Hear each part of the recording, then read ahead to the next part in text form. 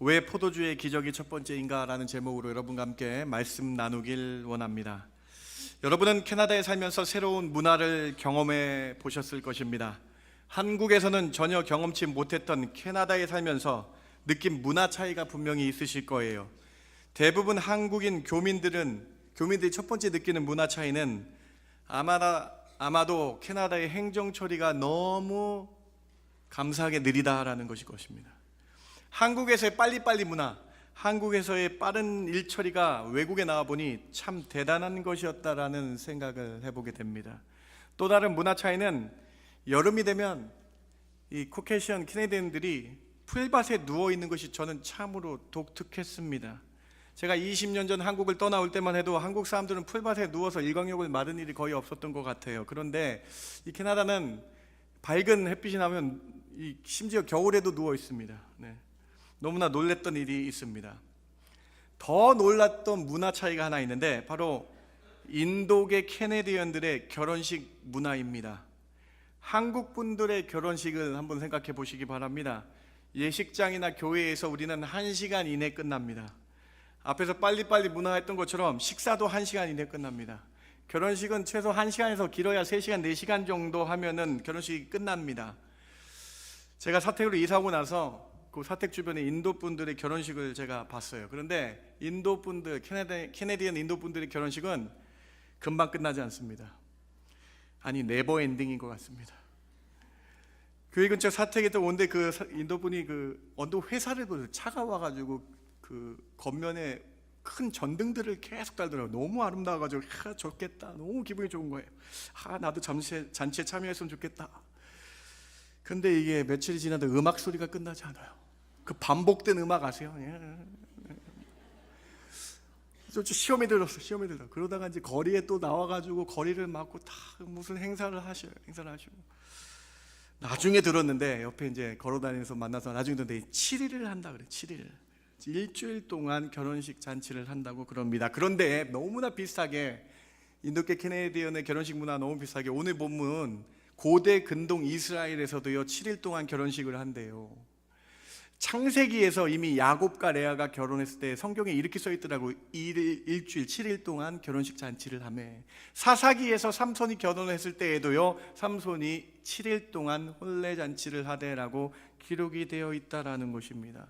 그런데 오늘 그 혼인 잔치에 예수님께서 참석하여서 벌어진 첫 번째 기적이 나타나게 됩니다. 공생애에서 첫 번째라는 의미, 분명히 의미가 있다라는 것이죠. 오늘 본문은 그래서 이렇게 시작됩니다. 오늘 본문 요한복음 2장 1절 2절 같이 한번 읽어볼까요? 사흘째 시작. 사흘째 되던 날 갈릴리 가나에 혼례가 있어 예수의 어머니도 거기 계시고 예수와 그 제자들도 혼례의 청함을 받았더니, 예수님의 어머니가 먼저 계셨다라고 쓰여져 있어요. 그리고 예수님이 그 후에 일주일 동안 혼인잔치라니까 아마 6일 7일 정도의 뒷부분에 예수님이 오신 것으로, 예수님과 제자들이 초청을 받아서 오신 걸로 기록되어 있는 것이죠. 여러분, 그런데 이 혼인잔치에서 가장 중요한 포도주가 동이 나버렸습니다. 이스라엘 땅은 물이 귀한 지역입니다. 거의 물이 없는 지역에, 그래서 포도주가 음료수 같이 사용되는 지역인데 그 중요한 포도주가 동이 나 버린 거예요. 마리아가 미리 참석했다고 성경이 기록되어 있잖아요. 아마 마리아는 음식을 담당했던 것으로 보입니다. 그래서 예수님께 이 물이 동이 났으니 어떻게 했으면 좋겠습니까? 라고 문의를 합니다. 마리아는 아마 예수님이 성령으로 잉태했기 때문에 하나님인 줄 알았기 때문에 부탁을 했던 것 같아요. 그때 예수님께서 아직 때가 안 됐는데 라고 하면서 그 때를 보여주시기 원하는 기적을 만드십니다. 그러면서 예수님께서 하인들에게 명령을 하시죠. 마리아가 하인들에게 예수님이 하는 모든 명령을 그대로 들어라 라고 얘기했거든요. 그래서 하인들이 예수님을 찾아옵니다. 예수님이 하인들에게 6개의 항아리를 가져와서 그 항아리에 물을 채우라고 명하십니다. 하인들이 그대로 물을 채우고 아귀까지 물을 채우고 가지고 왔습니다. 예수님께서 그 다음에 그 물을 떠서 연회장에게 갖다 주라고 말씀하십니다. 그리고 그 물이 포도주가 되어서 연회장이 그 포도주를 맛보니 가장 좋은 포도주였다라고 끝나면서 이것이 첫 번째 기적이라고 기록되어 있어요. 오늘 본문 맨 마지막을 한번 보세요. 2장 10절과 11절 맨 마지막 기록 한번 같이 한번 읽어볼까요? 말하되 사람마다 시작. 말하되 사람마다 먼저 좋은 포도주를 내고 취한 후에 낮은 것을 내거늘 그대는 지금까지 좋은 포도주를 두었도다 하니라. 예수께서 이 첫 표적을 갈릴리 가나에서 행하여 그의 영광을 나타내심에 제자들이 그를 믿으니라. 사람들이 포도주 맛보고 정말로 물이 아닌 완벽한 포도주였다, 그것도 가장 좋은 포도주였다라고 말하며 이것이 예수님이 행한 첫 번째 기적이었다라고, 표적이었다라고 요한이 정확하게 기록하고 있는 것이죠. 사랑하는 성도 여러분, 오늘 본문이 오늘 우리에게 무엇을 알려주는 걸까요? 예수님, 오늘 여러분 이 과정을 보시면 물이 포도주로 변한 이 기적이잖아요, 기적. 근데 여러분 이 기적에 대해서 어떻게 예수님이 물을 포도주로 만들었는지 관심이 없으세요? 2장 7절 8절 보세요. 예수께서 그들에게 이르시되 항아리를 물을 채우라 하신즉 아기까지 채우니 끝이에요. 그 물이 그냥 채우고 왔어요. 그리고 성경에 기록 안 되었고 그 물을 떠서 연회장에 갖다 주니 그 물이 이미 포도주가 변하여 되었다라는 거예요. 여러분 영화나 소설 같은 데 보면은 주문을 외우니까 뭐가 생겨 물이 포도주로 됐다, 주문도 안 써 있어요. 기도를 해서 물이 포도주로 됐다, 안 써 있어요. 물을 만지셨다, 안 써 있어요. 어떻게 그 기적이 나타났는지 관심이 없는 거예요, 오늘 본문은요. 사랑하는 성도 여러분, 그러면 오늘 본문은요, 물이 포도주로 변한 기적의 내용과 어떻게 하셨는지에 관심이 없다라는 거예요. 또 중요한 사실이 있어요. 여러분, 결혼식의 주인공이 누구입니까? 우리의 세상 결혼식의 주인공이 누구입니까? 여성은 신부라 그럴 거고 남성은 신랑이라 그러겠죠. 결혼식의 주인공은 신랑과 신부잖아요. 근데 여러분 오늘 예수님 이 본문의 관심사는요, 신랑 신부에 대한 얘기가 하나도 없어요. 주인공에 대한 얘기가 하나도 없어요. 그 누가 예수님을 초청했는지, 어떻게 예수님 그곳에 가셨는지 관심이 없습니다. 오늘 혼인잔치의 이 본문의 기록, 첫 번째 기록은 무엇을 우리에게 말씀하는 걸까요? 사랑하는 성도 여러분, 오늘 본문을 조금 깊게 연구하기 원합니다. 오늘 본문이 신학적인 내용이 좀 들어서 딱딱할지 모르겠어요. 그러나 오늘 본문이 과연 나한테 무엇을 말하는 것일까? 이 첫 번째로 하신 기적의 의미가 무엇일까? 첫 번째라는 것은 분명히 의미가 있습니다. 오늘 우리는 요한복음의 중요한 강조점, 공생애에서 첫 번째로 행하신 기적, 물이 변하여 포도주가 된 그 진정한 의미를 여러분과 함께 살펴보기를 원합니다. 무엇인가요? 오늘 본문이 세 가지로 그 기적의 의미를 찾아보기를 원합니다. 첫 번째로, 오늘 본문의 최고의 강조점은 포도주입니다. 결혼식의 주인공이 관심이 있는 것이 아닙니다. 다른 것에 관심이 없어요. 오직 포도주가 최고의 강조점입니다. 이 포도주는 예수 그리스도의 보혈, 피 흘려 돌아가실 사역을 보여주고 있는 것입니다. 다음, 포도주로 예수님의 공생애의 첫 번째 기적을 보이시고 3년 후 공생의 맨 마지막 또 사역이 포도주의 사역이었다라는 거예요. 맨 마지막 밤 성만찬 하실 때에 예수님은 포도주가 자신의 보혈이라고 말씀하셨습니다. 예수님의 공생애의 목적이 바로 피 흘려 돌아가실 것을 처음과 마지막에 똑같은 기적과 표적을 보이시면서 공생의 사역을 마치신 것을 우리에게 말씀해 주시는 거예요.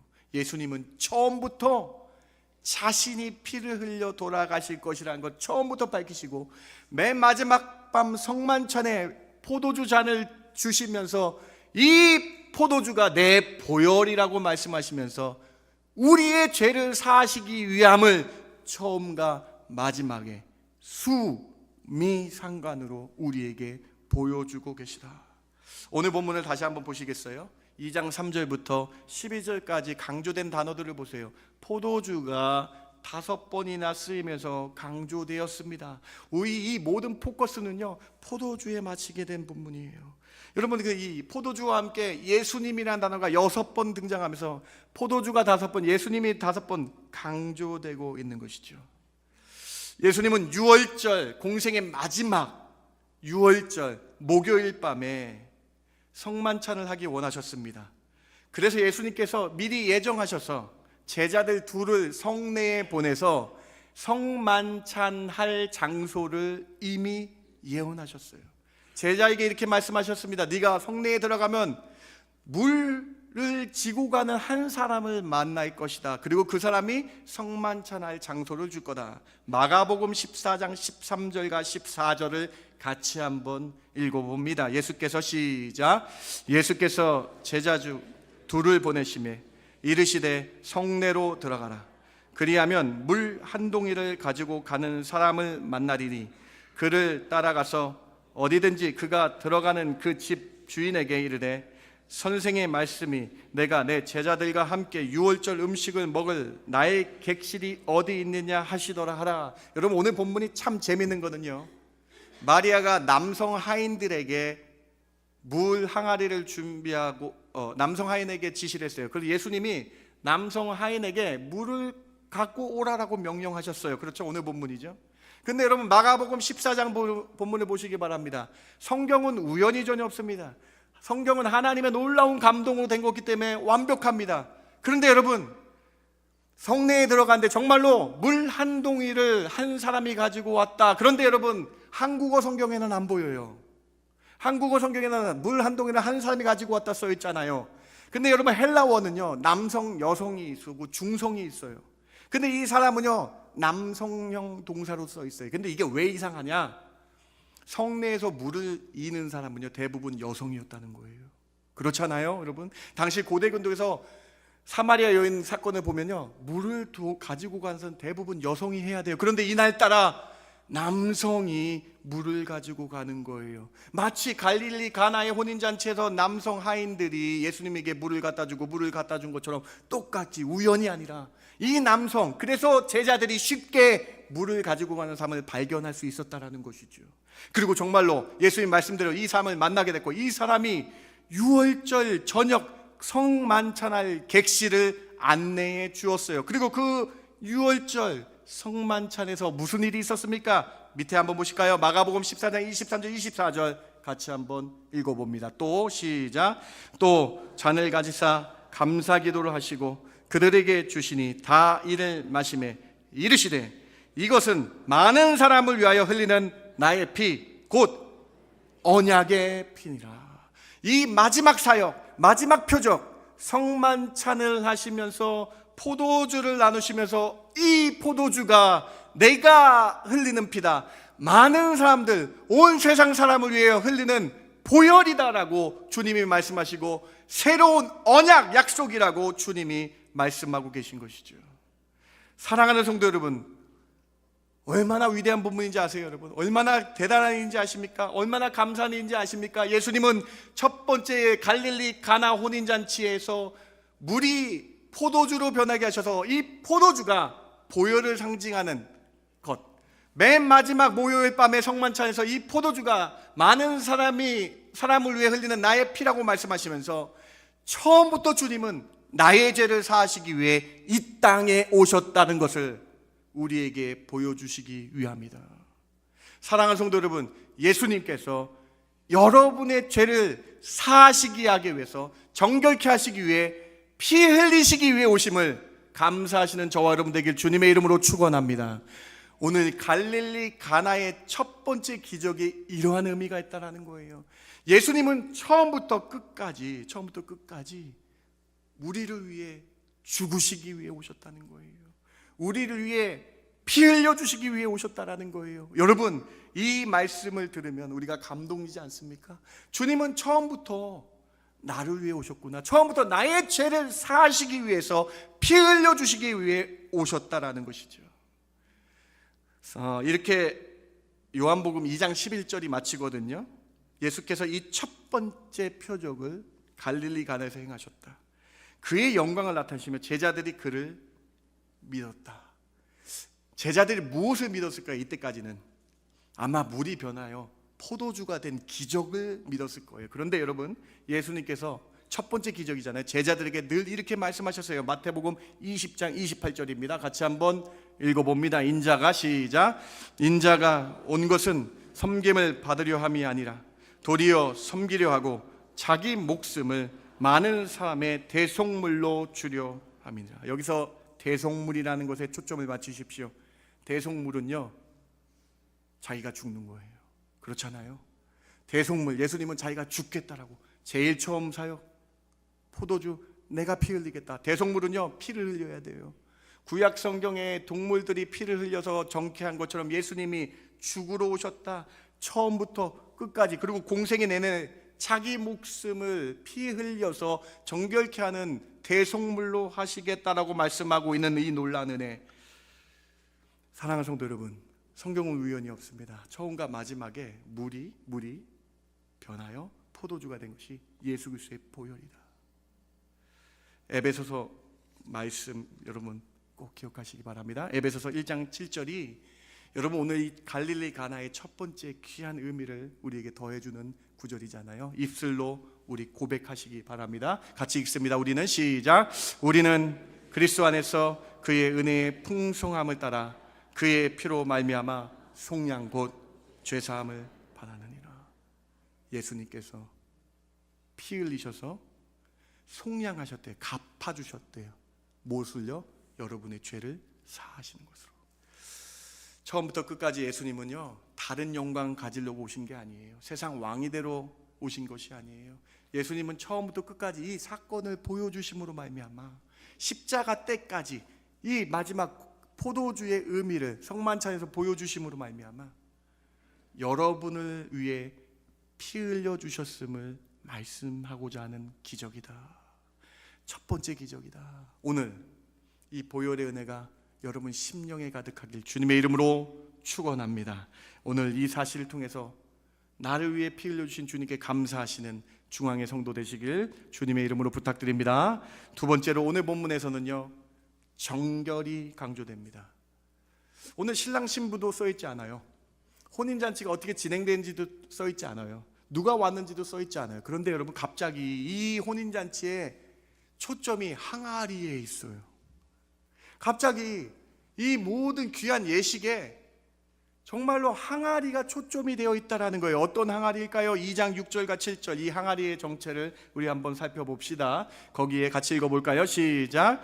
거기에 유대인의 정결 예식을 따라 두세 통 드는 돌 항아리 6이 놓였는지라. 예수께서 그들에게 이르시되 항아리에 물을 채우라 하신즉 아기까지 채우니. 여러분 오늘 갑자기 본문에서 항아리가 메인으로 등장합니다. 오늘 본문이 참으로 신기하고 정말로 감사한 것이 혼인잔치에는 아무 관련이 없고 너무 재밌는 본문은 항아리에 갑자기 초점이 맞춰져 있어요. 왜 포도주가 떨어졌는지, 왜 어떤 일이 그 가운데 일어난 것이 중요한 것이 아니라 그 물을 담는 항아리의 정체에 관심이 있었다는 거예요. 근데 이 항아리는 어떤 항아리냐? 정결 예식에 쓰는 항아리였다. 여러분 이 항아리의 정체를 일부러 밝히고 있는 것이죠. 정결 의식에 쓰는 것. 근데 어떤 정결 의식이에요? 여러분 잘 보셔야 돼요. 지금부터 이 정결 예식은요 유대인들의 전통으로 만든 정결 예식입니다. 여러분 너무나 잘 아실 거예요. 유대인들은 음식을 먹기 전에 손을 씻어야 자신들이 부정해서 정결하다라고 인정을 받는 전통이 있었어요. 손을 씻고 그러한 부정 가운데 내가 깨끗하게 된다라는 그런 의식을 늘 행했습니다. 여러분 아마 아실 거예요. 예수님이 제자들이 손을 씻지 않고 먹었다가 바리새인들에게 혼나는 장면을 여러분 한번 보실까요? 마가복음 7장 1절부터 3절까지를 우리 같이 한번 읽어볼게요. 바리새인들과 시작.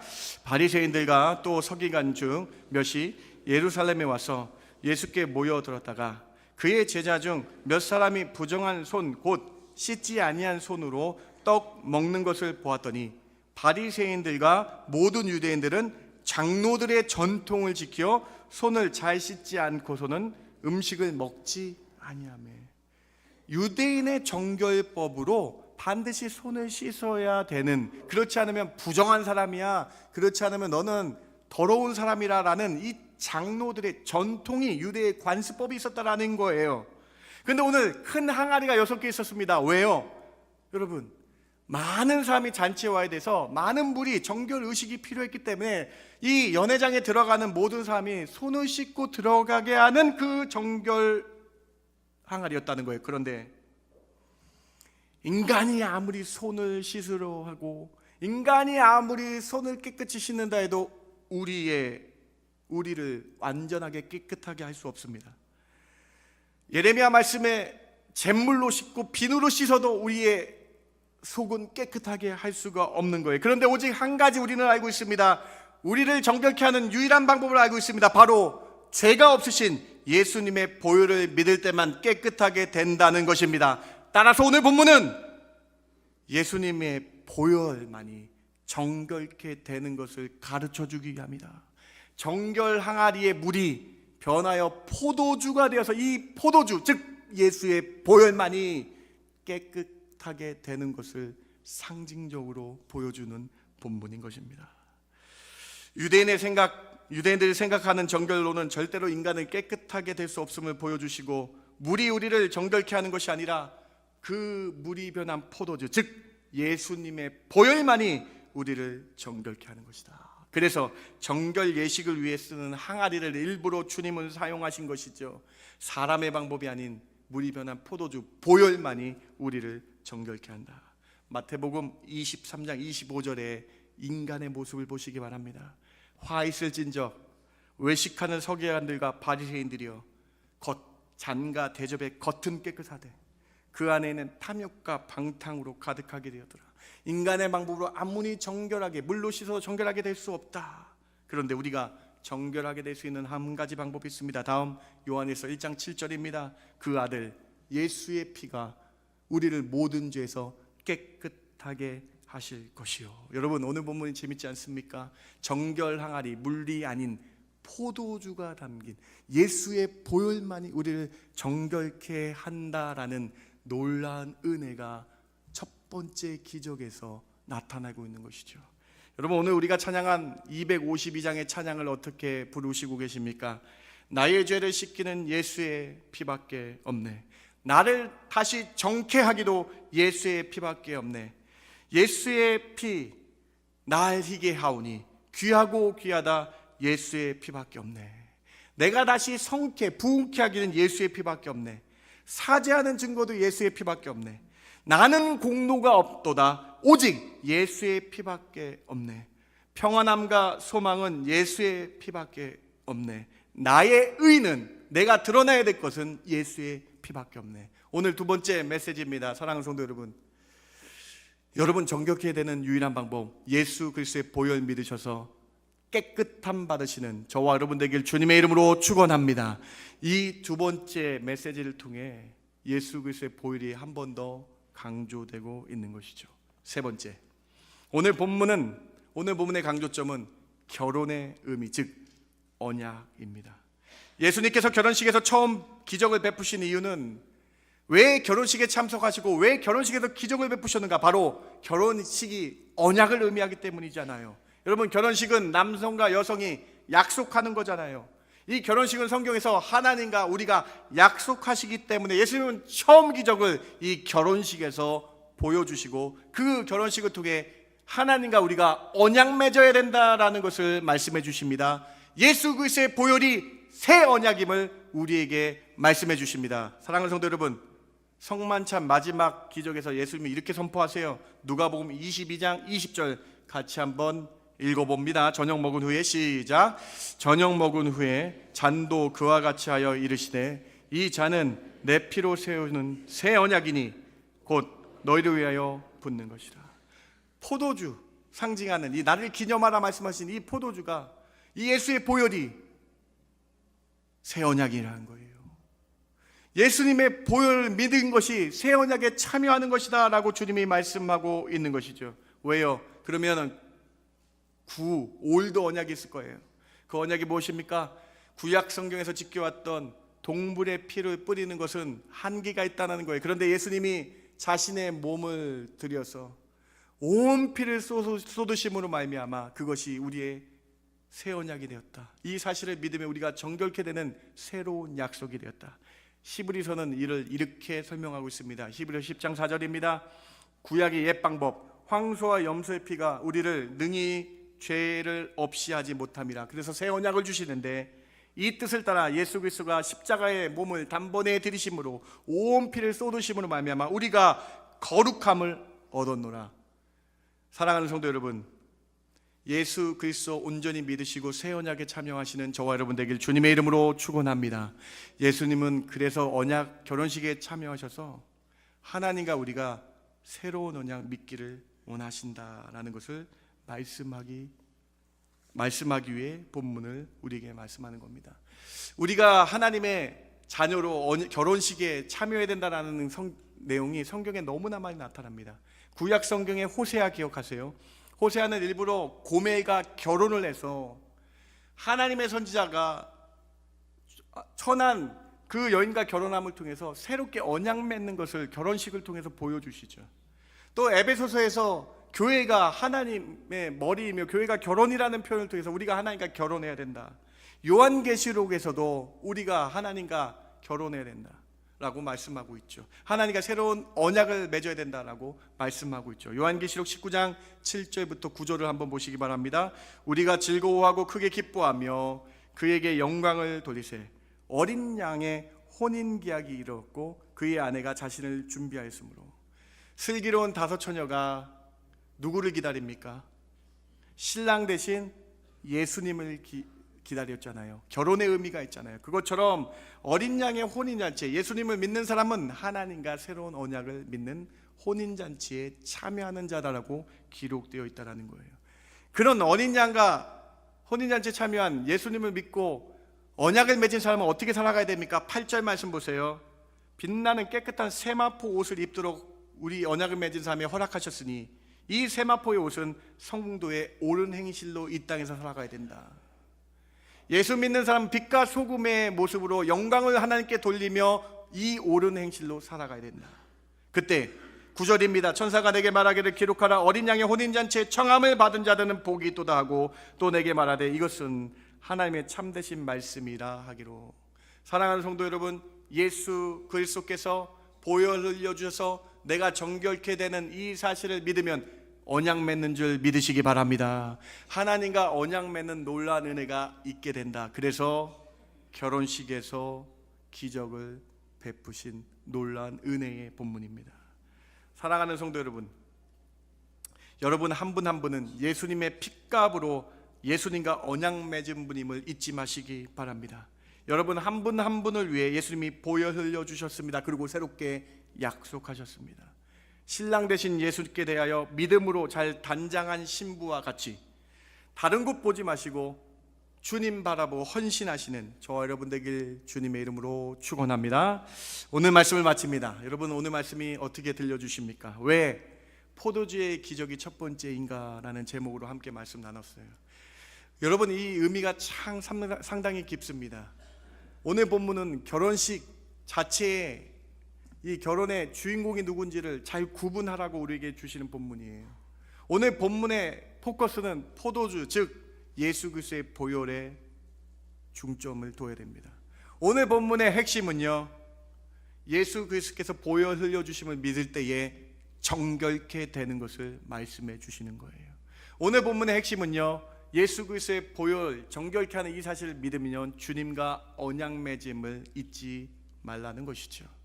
오늘 이 세 가지 사실 기억하시면서 예수님이 나를 위해 보혈 흘려주심에 감사하시는 저와 여러분 되길 주님의 이름으로 축원합니다.